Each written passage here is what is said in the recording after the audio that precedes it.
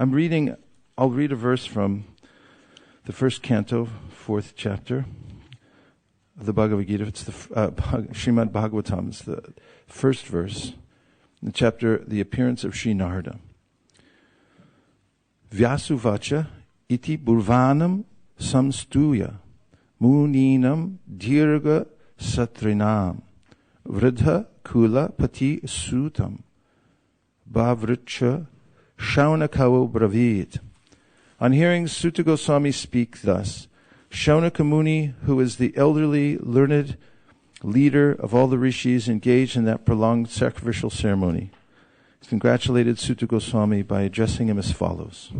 Purport by His Divine Grace A.C. Bhaktivedanta Swami Prabhupada. In a meeting of learned men, when there are congratulations or addresses for the speaker, the qualifications of the congratulator should be as follows. He must be the leader of the house and an elderly man. He must be vastly learned also.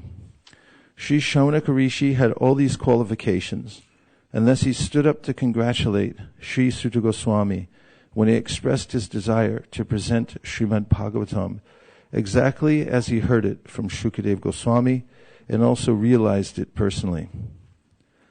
Personal realization does not mean that one should, out of vanity, attempt to show one's own learning by trying to surpass the previous acharya.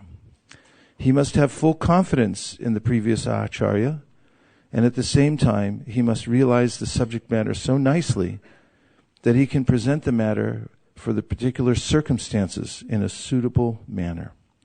The original purpose of the text must be maintained. No obscure meaning should be screwed out of it, yet it should be presented in an interesting manner for the understanding of the audience. This is called realization. The leader of the assembly, Shaunaka, could estimate the value of the speaker, Sri Sutta Goswami, simply by his uttering yatatitam and yatamati, and therefore he was very glad to congratulate him in ecstasy.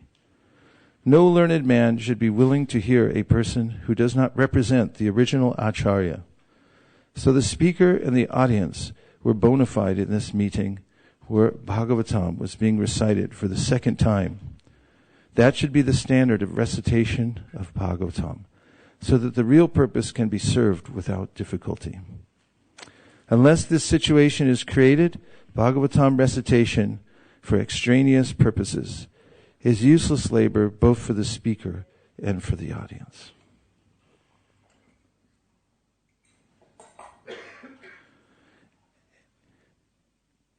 And Prabhupada mentions here that a situation should be created so that the Bhagavatam can be recited properly.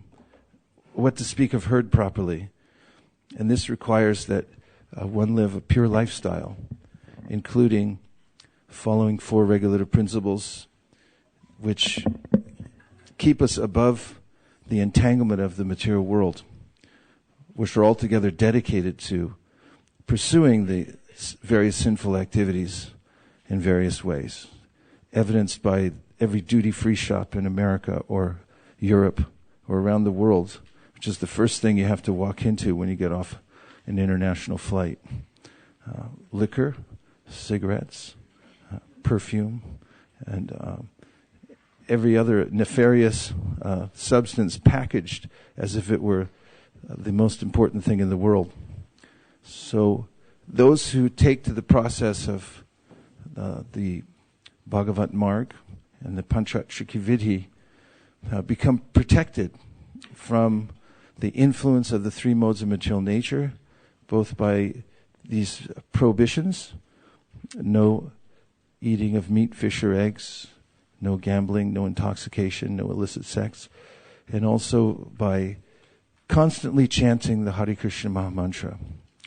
And for those who are preaching, or for those who cannot yet chant constantly, it means at least every day a minimum of 16 rounds should be completed. And when we were visiting the Samadhi of Srila Gorkishore Das Babaji Maharaj, Srila Jagannath Das Babaji Maharaj, we found his instruction to his followers, which was the way to advance in Krishna consciousness is to make sure that you complete your designated number of rounds every day, even at the cost of your own life. He added that at the end. We must be so serious about completing that. So Devesh and Vrindarika have come here today to make vows. And when someone makes a vow, then the rest of us also become inspired. Because my thought in the material world is that I'll live free and I will do whatever I wish to do. However, this doesn't work for a tiny jiva in the material world. Krishna says in the Bhagavad Gita, Daivahi esha gunamayi mama maya duratyaya mameva ye prapajante mayametam tarantite. That this material nature of mine is insurmountable. And in order to actually have freedom, one has to surrender to Krishna. And one of the ways in which we surrender in a very practical way is by following the regulative principles of freedom. Raga dvesha vimuktaistu vishayan indriyaischaran atmavashera vidhyatma prasadam adhigacchati. The Lord says in the Gita that by following the regulative principles of freedom, one can attain the full mercy of the Lord. We heard yesterday in this at morning class from the Nectar of Devotion that those who respect the instructions given by the Shastra, which come from Krishna, are respecting Krishna. And Krishna appreciates that very much. One actually becomes dear to Krishna by carefully following the regulative principles. Therefore, prasadam adhigacchati. Such a person can attain the mercy of the Lord. So, although it's counterintuitive to the materialistic mind that wants to do whatever it wants to do, whenever it wants to do it, following the Shastra, one becomes free and happy.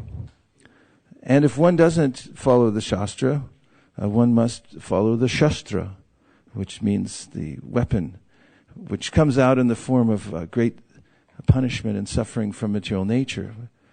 If I come here to England and drive on the right side of the road, because that's what I feel like doing, and I have a motor accident on the motorway, and then I complain, then I'm a fool. So similarly, when I take it upon myself to do whatever I wish without taking superior guidance from the Shastra, and then I suffer. I have no one to blame except for myself. So we congratulate you both for your intention of coming here today and sitting down tightly on these seats with great determination in your heart. We've gotten to know each other over several years, and it's been a quite mysterious process. We came to know each other through the Istanbul connection because I had no idea who you were, and you had no idea who I was. But when you were in Istanbul, you ran into a very dear disciple of mine, Mukharavind Prabhu, who just happened to be going through the airport in Turkey distributing books. And you said, "Who's that?" and went over and met him, and that's how our conversation began. And it's been a wonderful conversation that's brought us closer and closer. Me with much appreciation for the ways in which you've taken shelter of your mentors. Bhakti Rasamrita Maharaj has been a guiding light in your life. He's been a savior, as he is for many.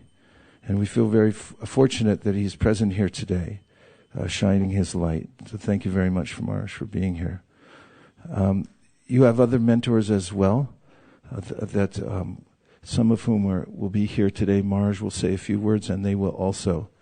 Because this process of Krishna consciousness, especially Gaudiya Vaishnavism, is a process of taking guidance, of having the humility to take guidance from many sides. And the process of us getting delivered or delivering others is requires teamwork. It means from all sides there has to be guidance. And when the guides are in harmony with one another and helping selflessly to bring those they're guiding to higher ground, then it becomes a glorious affair, and it's very pleasing to Krishna, as Maharaj pointed out in his talk the other night about the prachetas and how there are many austerities one can perform, but they don't impress Krishna. But what does impress Krishna is cooperation amongst devotees for the sake of delivering others, especially. And today, this ceremony, it feels especially enlivening because yesterday about 70 of us went out to the neighborhoods all around Watford. And we went and delivered the message of Krishna consciousness to as many people as we could. We met many people, and it just felt right, didn't it? Were some of you there? And today, seeing that it's the same thing, we're constantly passing down what we're receiving from the Supreme Personality of Godhead. This initiation today represents one aspect of that, the deliverance of the gift that's coming from the Supreme Personality of Godhead himself, who is the supreme gift giver. He's the source of all happiness and all auspicious relationships, and he forms what is called a sampradaya, which means the complete process of giving. And initiation is the process that Krishna organizes so that there's a very personal way in which we're given the mantras that are coming from Krishna himself, and that we feel a very personal connection to him. So what we'll be giving today is a name, a new name, and which is a dramatic thing to do. In America, we have what is called the Federal Witness Protection System. When somebody flips and starts to testify against the mob, then they have to be hidden away somewhere. And they give them a new name, a new passport, new location, everything new, so nobody can find them. And in a similar way, when we take up the process of surrender, one aspect of which is accepting a spiritual master and accepting the name from the spiritual master, we also get a new name. Maya can't find us, as long as we stay in the protection system. Also, you'll be receiving beads duly chanted on by your spiritual master, and you'll be taking vows. So one may say, what is the need for a first initiation, a Harinam initiation? Sometimes people question this. Diksha, after all, isn't it simply the Gayatri mantra? And what is the system? But clearly in our Shastra, the Acharyas have pointed out, especially Jiva Goswami and Vishwanath Chakravarti Thakur, that when there are Vaishnavas available to give you the name, and you accept it as a means of surrender in that process, then the Lord becomes very pleased.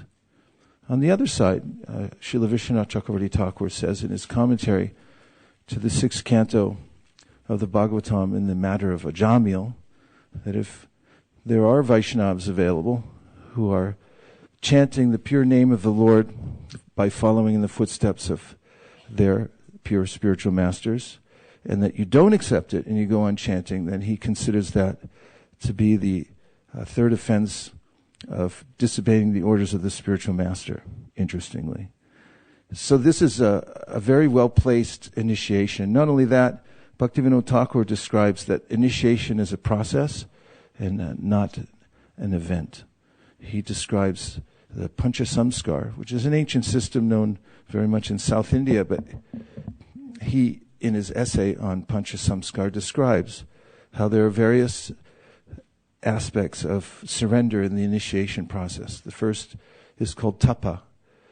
in this stage, one decidedly turns away from the material world, having received sambandha gyan, or knowledge about our relationship with Krishna and our non-relationship with the material world. Asango hyayam purushaha. The Vedas say, little jiva, you made a wrong turn. You're in the wrong place. You have nothing to do with the material world. That's pretty good news, right? It's a burden lifted by hearing this. And one develops an inner determination that I will no longer participate in this colossal hoax, as Srila Prabhupada calls it, in the material world. Everyone may go on flailing their arms and crying in the wilderness here in the material world, but I will no longer participate. This is the sense of tapa.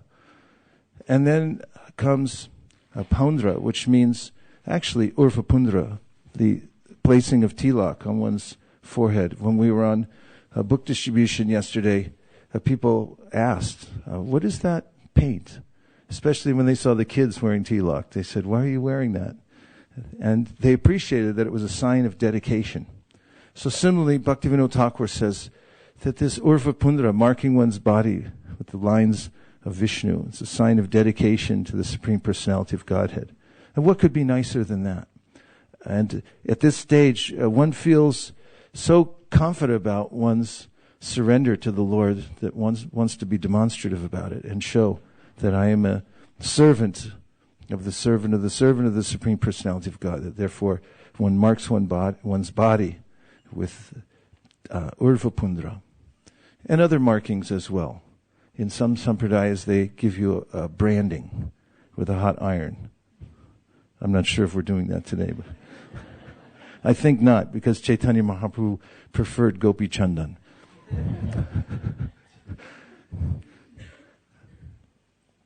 And then comes Nama, which means that one accepts the name of Krishna as one's life and soul and the main means of deliverance from the material world. By chanting Krishna's holy name in the Maha Mantra, one is in direct contact with the Supreme Personality of Godhead. Sutta Goswami begins his talks in the Srimad Bhagavatam, Apana samsritim goran yanama vivishogranam tata sadyo vimucheta yabhibheti swayam bhayam.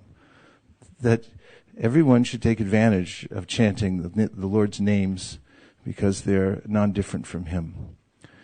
And the more that one has this clear understanding that the name is the deliverer, and the more that one takes shelter, this is called the thickening of faith. Shraddha Shabde Bishwas Kohe Surida Nishchoy Krishne Bhakti Koila Sarva Karma Krita Hoy. Kaviraj Goswami says that the faith means that I have an abiding trust, which is increasing, that just by surrendering to the Lord, by doing devotional service, everything else is done perfectly. In chanting japa, one may experience this as a feeling that there's nowhere else to go right now. There's nothing else to do, nothing else to be heard. If one can have this experience, rather than being prodded by the mind that you must get up now, you must go somewhere else, which is torture. I was chanting the other day and I wrote down in my notebook in between rounds that distraction is torture, focus is nectar. Especially, or only I should say, if one is focused on the holy name. Nam bina kichu nahiko ora choda bhuvanamaje. Bhaktivinoda Thakur expresses the same sentiment when he says there's nothing else to be had in all the worlds except for the holy name. This is faith. And faith also in Bhagavad Gita, which is Krishna's direct voice. In his Lakhu Bhagavatamrita, Rupa Goswami says, don't overlook the Bhagavad Gita. It was spoken by the lotus lips of the Supreme Personality of Godhead. Take shelter there and dive into the ocean of Srimad Bhagavatam. And this is the process of Sri Chaitanya Mahaprabhu with the holy name and Srimad Bhagavatam, Bhagavad Gita. After one accepts the name Das or Dasi, One's very fortunate. The first time I saw the Back to Godhead magazine, I was so taken with the devotees. That's really what attracted me. I saw the pictures of the devotees working at the press. It was in the BTG I got, and they were out in the park teaching others Krishna conscious. And I thought, I want to be one of those people. And I saw that their names had Das and Dasi at the end. I thought, how do you get one of those names? Actually, it's the most fortunate to have that name. And then one's perfectly aligned. If you can have that name, Das or Dasi. And this means that it's the most exalted of all positions to be designated properly in an authorized way, recognized by all other Vaishnavas in an assembly like this today, that I'm a Das, I'm a Dasi. This puts joy within the heart of the devotees. After the nama comes mantra. These mantras are esoteric and mysterious, and they're like ropes that we can grab onto. The other day, when we were with His Holiness Indradyumna Maharaj having lunch, just spontaneously he said, why would somebody stop chanting their Gayatri? He said, it's so beautiful to have those mantras in your mind. It really inspired me. His realization is that keeping the mantras in the mind, otherwise the mind fills up with all kinds of other sounds we call noise that simply distract. Just as Narada Muni says, they disturb the mind as a boat on the water is disturbed by the wind that has no resting place. So the mantra comes as what we call second initiation, and then finally there's yaga, which means to be able to approach the deity, having been fully authorized through the process of initiation, to be able to touch the lotus feet of the deity, to offer the various articles of worship with the proper mula mantras and so forth, which gives one this very personal association with the Supreme Personality of Godhead in his archa form. So this is called Pancha Samskar, this system. And so this initiation today, the nama, is one of the aspects of that initiation process. So besides chanting Hare Krishna with great faith, which is induced by constantly hearing about our relationship with the Supreme Personality of Godhead every day, must be done every day, then one must also be very careful about avoiding offenses. The two offenses which are particularly dangerous are offending Vaishnavas and sinning on the strength of chanting the holy name. These two offenses cannot be overcome by constantly chanting, but one must suffer for them, say our acharyas. They're so severe. So one of the ways in which one can be successful in life is to make a firm vow internally that I will not participate in the vilification of Vaishnavas. It's not necessary. Not only that, it's pernicious and it is harmful at every step. Every syllable uttered against a Vaishnav is hurtful to Krishna, and therefore it stays our progress in devotional service. So if you simply make that determination that I will not participate in either speaking ill of Vaishnavas or of hearing others speak ill or reading such anywhere, especially on the internet, then one becomes inoculated. In fact, Krishna notices this non-participation. So do others. And oftentimes it slows the what happens to be an ever-increasing desire the tongue has to spread rumors. If you don't participate, others notice, oh, I made a mistake. I shouldn't do this. So you can set that example in the world by walking away, changing the subject, and not participating. I've noticed that in both of you, that you don't participate in those things. You're very careful in respecting Vaishnavas from all different walks of life. So please continue to do that in such an exemplary way. Furthermore, sitting on the strength of chanting, it's easy to take anything for granted, or worse, to develop a sense of entitlement. That is, that because I'm initiated or because I'm chanting Hare Krishna, because I'm in a religious institution, therefore I have a right to do this, or that, fill in the blank. This is Maya's invitation, entitlement. Better to consider I'm not liberated. Never think I'm liberated, therefore I can fill in the blank. Better to think that I'm the lowest. I don't have the right to cut corners. I must follow the simple thing. When I was walking by a baseball field, do you have baseball here? Anyway, it's a sport, they swing at a ball. It's all the same sport everywhere. Cricket's the same. But I was watching the coach, and I was preaching. He was coaching little kids. I have a park near my house, so they're out there.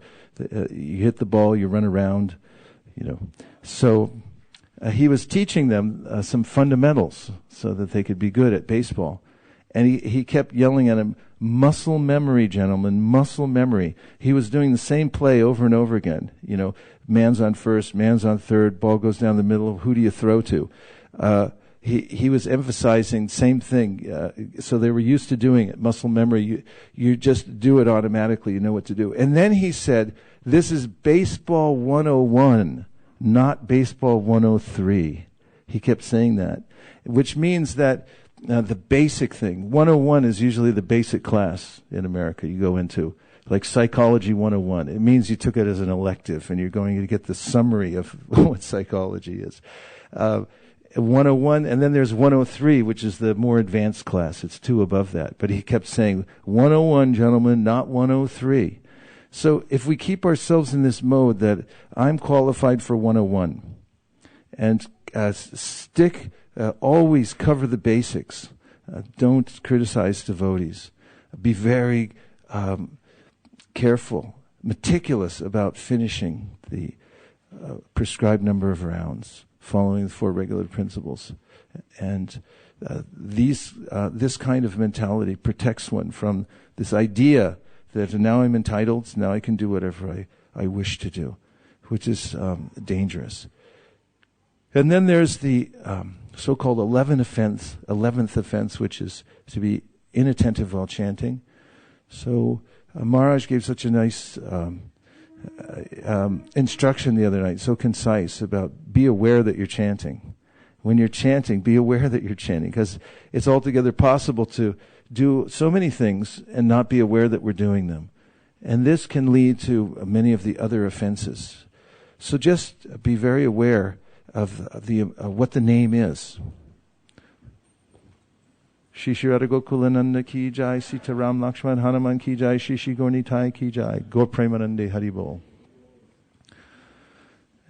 And by that, by giving your attention to the holy name very deliberately, this is actually love, because what we have to offer, I'll just be very go out on a limb and say that the only thing we really have to offer. Is everyone okay? The energy changed all of a sudden. All we have to offer is our attention. That's what our free will affords us. The freedom to place our attention wherever we wish. That's all we have. And if you utilize your free will to give your attention to the holy name, and of course to the Shastra, but when you're chanting to the holy name, then your chanting will become fruitful in a very simple way, very simple instruction.